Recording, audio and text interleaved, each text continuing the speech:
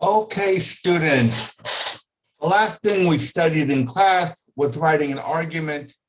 And for those of you who were not able to come to class, and for those of you who still had questions, I am now going to go over the lesson so you can understand it better. So let's dive in. So the first question that we need to ask is, what is an argument? We can't write an argument if we do not know what it is. So an argument is a statement of belief that is supported by facts or opinion.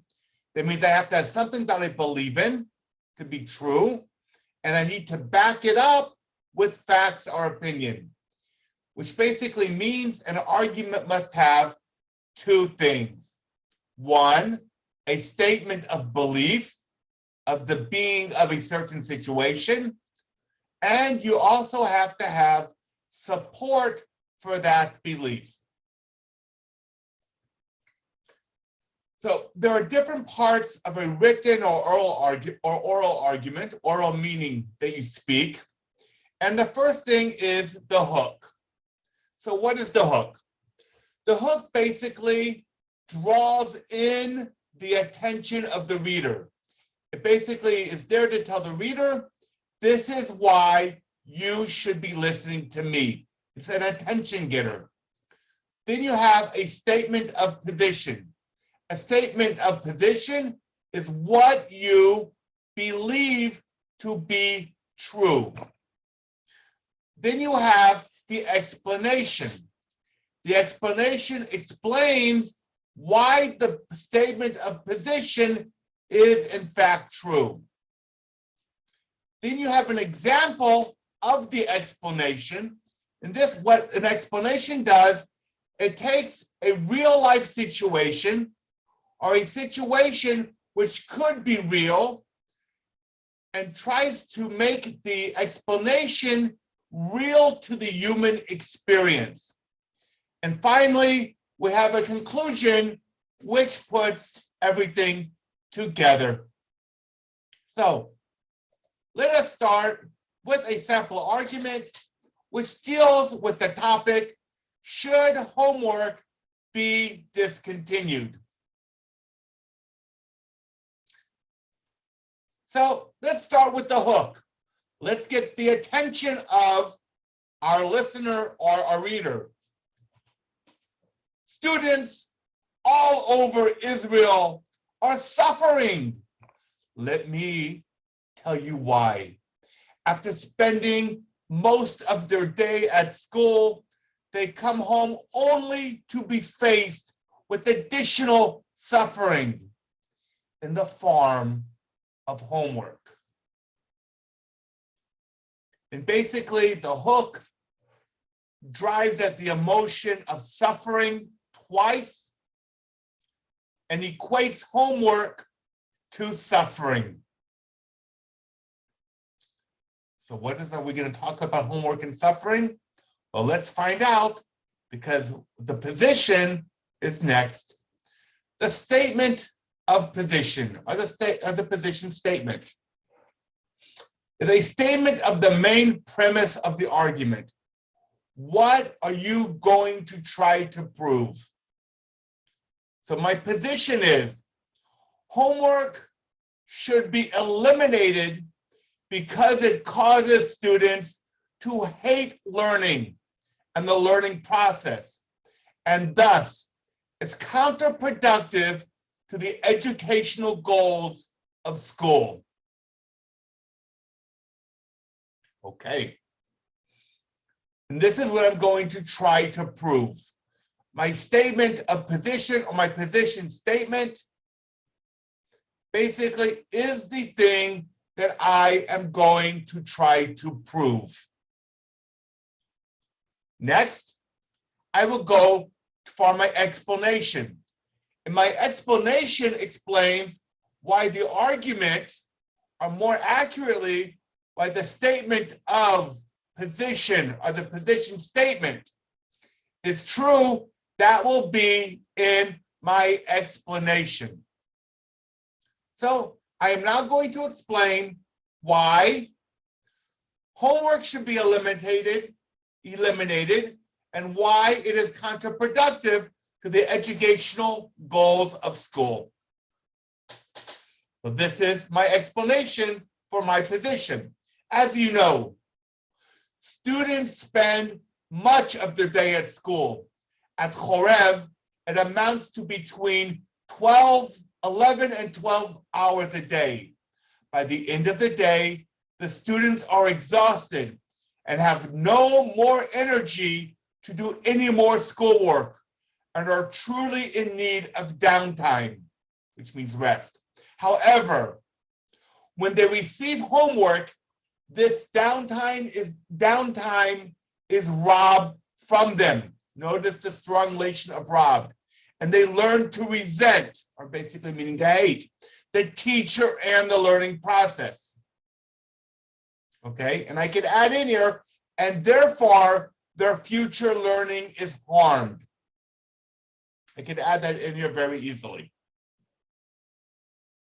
Okay, I explained here why homework should be eliminated and why it is counterproductive to the educational goals of school, which is that students should learn. And what I say here, that students learn to hate the teacher and the learning process, and therefore will not learn as well, which is counterproductive of what schools are supposed to do.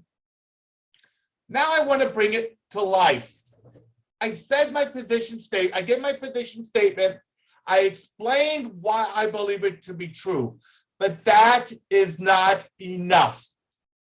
What I need to do is make it real by giving a real life or a possible real life situation to connect the human experience to my position statement or my statement of position and the explanation I gave. So it brings reality to the explanation, and it is best if it attacks the emotional side of the human being. We want to work on the person's head. We also want to work on their heart. For instance, take the case of Itai, who is a dedicated student who put all his effort into studying at school. However, when he comes home, he is unable to be with his friends because he has several hours of homework. As a result, his social life, which is important to him, was harmed, and he started to resent school. He quit paying attention in school, and his learning and grades took a turn for the worse. And what here I'm really doing is I am blaming the homework for the turn in worse in his schoolwork and his grades. And I've even said he was a good student, he was dedicated, but because of the homework, he felt overburdened and began to resent school because of social life. He couldn't be with his friends and he started to hate it. He started hating what school did to him. And this could, if its homework is done on too much of a, if it's too much, this could really possibly happen. It connects my position statement, my statement of position, to reality. It connects my argument, my explanation to reality. And now I am going to my conclusion. What my conclusion does, it actually wraps up the argument. To sum up, homework should be eliminated because it causes students to hate the learning process. Notice I have a line, a continuing line of equating homework to hate and resentment. I do that intentionally from the beginning all the way to the end, because it causes students to hate the learning process and thus results in students being less motivated and willing to learn. And this obviously is something that is counterproductive to the educational goals of schools, which is that students should like learning and benefit from the learning process. But this is something that so basically what I did here is in my conclusion,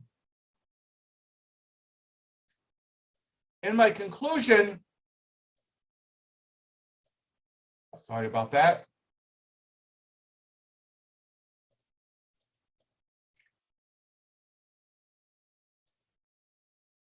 I am sorry, I apologize for that. Yes, so basically in the conclusion, basically what happened was is I basically connect my conclusion back to my introduction into my position of statement. Okay, I basically in my conclusion says it results in students being less motivated and willing to learn, which is directly connected into the idea that homework causes the hating of learning and the learning process and is counterproductive to the educational goals of school. And I basically keep a solid line from the beginning to the end, and what I began with, I end with, but in different words, and I put everything together. Okay, so now that I have all the parts, let's read the argument from beginning to end. Students all over Israel are suffering. Let me tell you why. After spending most of their days at school, they come home only to be faced with additional suffering in the form of homework. This is my hook. This is it's terrible. Kids are suffering. I'm going to tell you why. I'm trying to get the student or the parent or the teacher to be shooken up that children are suffering. It's my hook to bring them in. Now, my position statement. Homework should be eliminated because it causes students to hate learning and the learning process, and thus is counterproductive to the educational goals of schools. This is what I'm going to prove.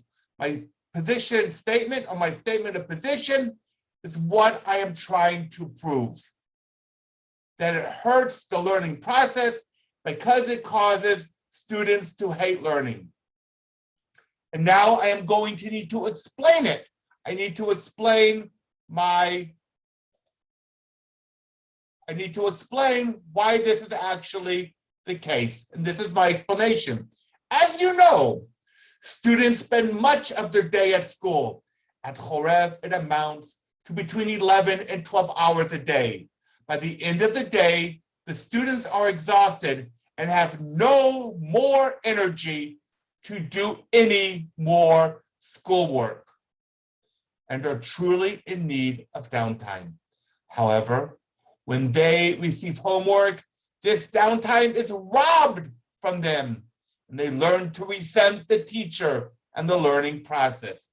I explain why it causes students to hate learning and why it hurts the learning process. For instance, now I'm going to bring it in my example to a real life situation, which basically demonstrates my explanation. This is my example. For instance, take the case of Itai, who is a dedicated student who put all his efforts into studying while at school. However, when he comes home, he is unable to be with his friends because he has several hours of homework to do. As a result, his social life, which is important to him, was harmed, and he started to resent school. I used my explanation, my example, to back up my explanation by using a real life or close to real life situation, which is plausible. My example must be believable. If it is not believable or possible or likely possible, it is not a good example and should not be used. Your example also has to back up your explanation. To sum up, now I bring everything together at the end. Homework should be eliminated because it causes students to hate the learning process and thus results in students being less motivated and willing to learn. I take everything from the beginning to the end, put it in a nutshell, and give it to my listener or my reader in one simple statement. And this is what I want them to believe.